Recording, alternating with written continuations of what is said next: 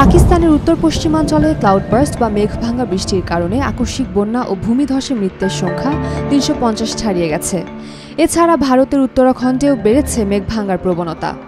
এখন প্রশ্ন আসতেই পারে, ক্লাউডবার্স্ট বা মেঘভাঙা বৃষ্টি আসলে কি এবং কেন হয়?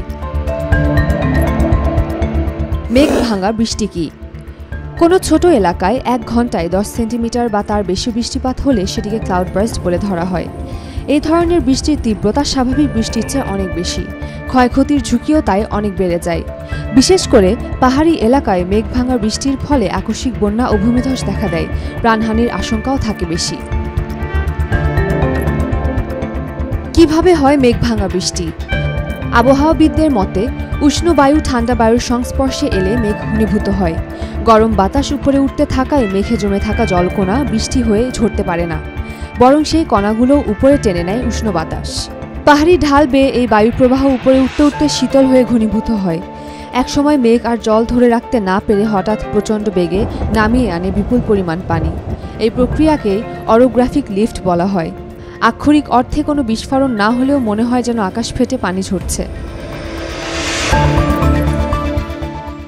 সমতলেও মেঘভাঙা বৃষ্টি ঘটতে পারে, তবে অরোগ্রাফিক লিফটের কারণে পার্বত্য অঞ্চলে এর সম্ভাবনা বেশি। পানি নামার সময় পাহাড়ি পাথর, কাদা আর ধ্বংসাবশেষ সঙ্গে নিয়ে বিপর্যয়ের মাত্রা আরও বাড়ায়। আশপাশে নদীনালা বা লেক থাকলে ক্ষতির বহুগুণ বেড়ে যায়। ২০২৩ সালে প্রকাশিত একটি গবেষণায় বলা হয়, হিমালয়ের অন্য অঞ্চলের তুলনায় উত্তরাখণ্ডে প্রতি ইউনিট এলাকায় মেঘভাঙা বৃষ্টি বেশি ঘটে। এর নেপথ্যে প্রাকৃতিক ভৌগোলিক অবস্থা ছাড়াও আছে মানবসৃষ্ট পরিবর্তন।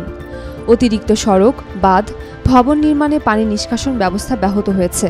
বনভূমি উজাড় ও ভূমি ব্যবহারের পরিবর্তনে মাটি পানি শোষণের ক্ষমতা হারিয়েছে, ফলে বৃষ্টির পানি দ্রুত বন্যা ও ভূমিধসে রূপ নেয়। অন্যদিকে জলবায়ু পরিবর্তনের কারণে মৌসুমি বায়ুর ধরন বদলেছে। হিমালয়ের সংকীর্ণ উপত্যকায় আর্দ্রতা জমে থাকে বিপর্যয়ের আশঙ্কা আরও বাড়াচ্ছে। উমের উম্মান ক্রান্তি, ডেইলি সান।